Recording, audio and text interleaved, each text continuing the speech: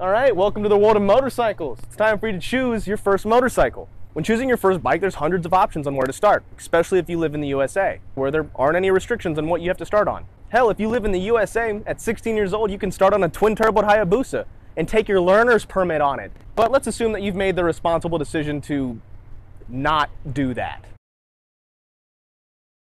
Now, if you live outside the US, there's some pretty tough regulations that decide what you can and cannot start out with. In some countries, a 250 is even considered too big for most new riders. But not here in America. Oh no, no. At 18 years old here in America, you can ride your H2 with your learner's permit up to the gun store, buy an AK-47, and then go get a triple Baconator right afterwards, because America.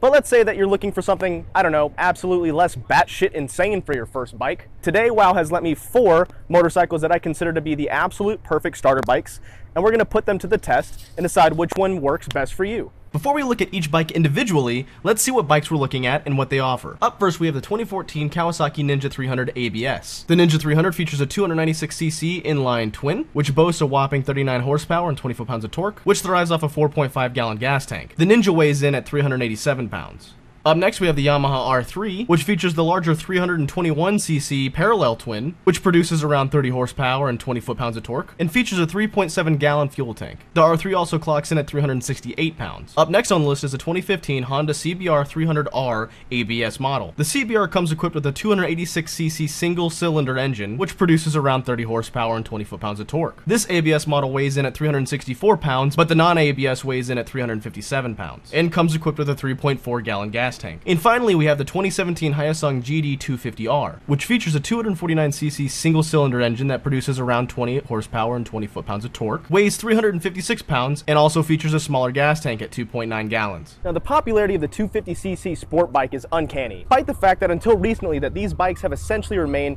the absolute same since the early 80s. Everyone knows someone who owns a ragged Ninja 250 that he or she bought for $1,500 and a guitar. On a side note, I've never met anybody who bought a Ninja 250 new. And for many years, the Ninja 250 was the staple of starter bikes in America. It wasn't until 2011 that Honda or Yamaha even offered a small displacement sport bike. But these aren't the same 250s that your parents grew up around. It wasn't even until 2012 that Kawasaki finally dropped the carburetors in the Ninja 250 and finally went with fuel injection. This was likely a direct response to the release of the Honda Cbr 250 in 2011, which was also fuel injected. But in 2012, Kawasaki also released this, the Ninja 300. Kawasaki has always been known for pushing the boundaries when it comes to speed and size, and the 300 is no different. Now, we're going to exclude the current Ninja 400 to keep things simple, but the Ninja 300 is a powerhouse of a starter bike. Despite only having the second largest out of the 4 motorcycles that we'll be comparing today, it makes the most power at a whopping 39 horsepower and 20 foot-pounds of torque, making it the most powerful out of the 4. It also features the largest gas tank at 4.5 gallons and weighs the most at 390 pounds.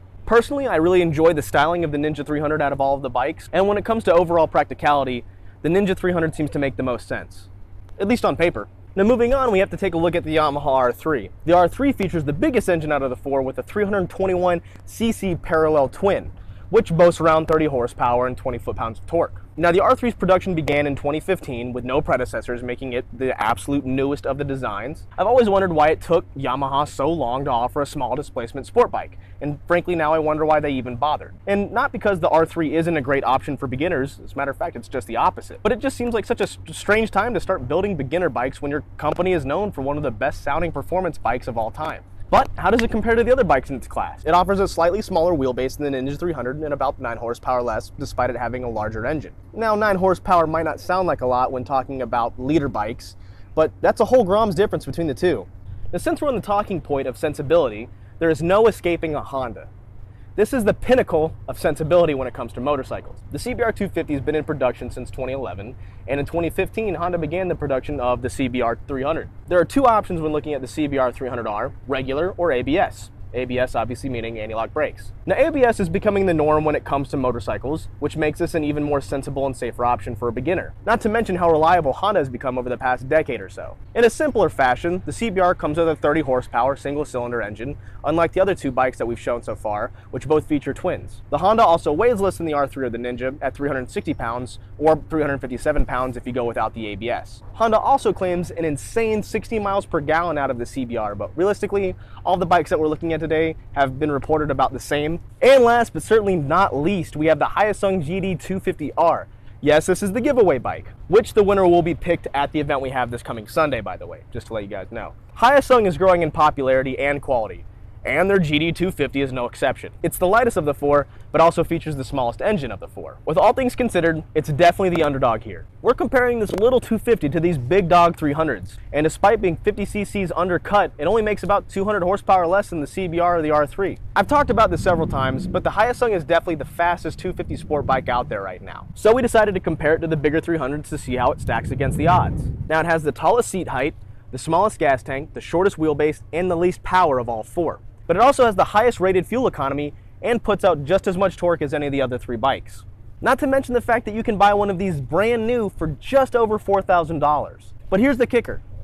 You can set up this bike exactly how you want. From the factory, you can adjust the foot controls simply by removing some spacers. You can adjust the preload suspension. It's extremely easy and accessible. And the handlebars are adjustable for comfort or track use. This really makes the GD250 a solid competitor against these three other bikes. Now that's all fine and dandy and what they look like and like the little things that they have to offer. That's cool. But the only way we can really do any testing is to put them on the road and see how they feel and decide which one's best.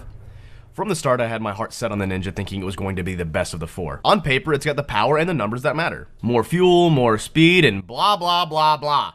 Who cares? On paper, yes, it has more power, or whatever. But when you're comparing single-digit horsepower numbers, the difference is going to be negligible. We'll circle back to power in a little bit, but let's talk about feel. Out of the four bikes, the Ninja lacks in a few ways. In stock form, the throttle response is slow, the clutch and the brake are a little squishy, and the brakes themselves aren't exactly responsive. And honestly, I didn't even know this bike featured ABS until I was almost done riding it. And to be 100% fair, it wasn't even the fastest of the four. But one of the best features about this bike is how it rides and feels. The engine is extremely smooth, the ride is soft, the seating position is pretty comfy, and it feels the best when leaning into any sort of a turn. And unlike the other three bikes, the Ninja 300 is a bit more wide and resembles that of a 600cc sport bike more than that of the others. Which has always been one of my biggest gripes about these smaller displacement bikes is how skinny and tiny they feel. The R3 on the other hand definitely feels more powerful than the Ninja. With the Ninja 300, you really have to stay in those high RPMs to get the full power. But that's not the case with the R3. Because of its parallel twin and not an inline like the Ninja, the R3 has more of a punchier feel, especially down low. And I think that with enough practice, it would actually make a sweet little mini stunt bike. Overall, the controls and throttle are much more responsive, and it tends to ride more like a full-size sport bike than the others. Much like the Ninja 300, the seating position is relatively comfortable, but frankly, it sounds a lot cooler and is notably more powerful. As a matter of fact,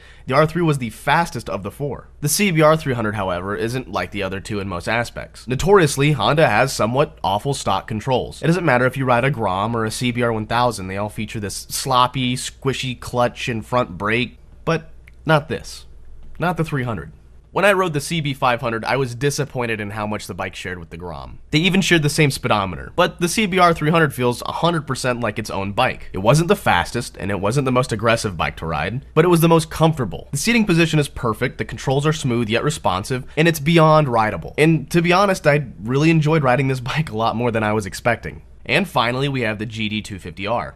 Let's get right into it, alright? I have one grievance with this bike, and it's the shifter. Now, I don't know if this lies within the clutch or the shifter linkage or what, but the actual shifter lever feels like springy, almost as if the whole assembly is like flexing when you shift up or down. Kind of feels like it's made out of some pot metal or some cheap alloy, I don't know. But other than that, this bike screams for a 250. It's only lacking 2 horsepower between the CBR and the Yamaha, and I'd say that it's definitely faster than the CBR as well. Things worth noting. It's way more aggressive than the other bikes. Very comparable to your bigger 600cc sport bikes. It also vibrates a bit more than the other bikes. Not like Harley bad or your mother's nightstand bad, but it was a little noticeable. For good measure, I did a 0 to 60, or rather an 8 to 60.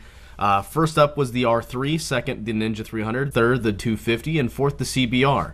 After that, I continued to stay in it and figure out which one was the fastest. The R3 got up to about 86 miles an hour and still had more to go. The Ninja was really struggling around 80 miles an hour. The GD250 definitely could have hit 80 if I had more room, and the Honda wouldn't go above 75 miles an hour. Time to pick a winner. It's the CBR300. Overall, it rides the best and makes the most sense. It might be slightly slower than the R3, or might not feel as good in the turns as the Ninja, or maybe not even as sporty as the Hyosung. But overall, It's slightly, and I do mean slightly, better than the other three. Comfortability, rideability, and overall feel makes this bike the winner in my eyes. Unlike the R3 or the Hyosung, its ABS feature is an excellent option for new riders. Many people believe that bikes should just be bikes and not feature any of that anti-dying bullshit, but that's becoming the standard. And personally, I feel like it's an excellent option to consider when looking for your first bike. In close second comes the Hyosung. Price, economy, and opportunity put this bike in second place. It's not the fastest, it's not the most comfortable, and it's not the smoothest of the four, but I feel like it did a great job in all categories where some other bikes fell short, and it makes an excellent runner-up. Overall, it does a good job in all the categories as an extremely cost-effective solution to buying your first bike. Not to mention the fact that this little Korean 250 is keeping up with some of the strong mainstream 300cc sport bikes. In third, we have the Yamaha R3. Its power and rideability make it prime for someone who's looking for a beginner bike, but might not want to move on to something bigger immediately. The controls feel great, and you don't have to keep it in the high RPM range to make the bike rideable like you do with the Ninja or the CBR. Its parallel twin gives it punch down low to make riding a lot less of a chore. You don't always have to be downshifting to pass someone or go up a small hill. And it doesn't have that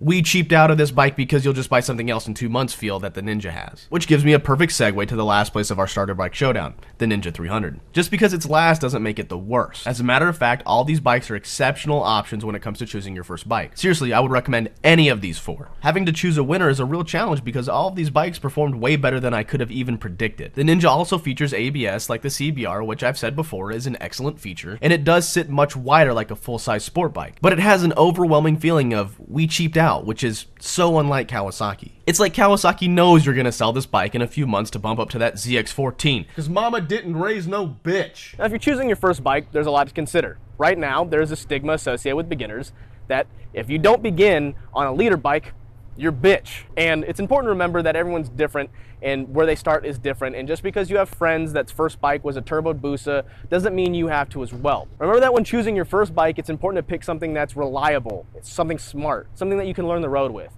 and maybe easy to fix. There's a good chance you'll be dropping your first bike. But now that you've made your decision, it's time to get on the road, stay safe. And if you need any help, tips, or tricks on how to ride, click the link in the description. I've got another video to show you on the GD250 over here, exactly how to start riding your first bike. I appreciate your time. Thanks for watching, and we'll see you in the next video.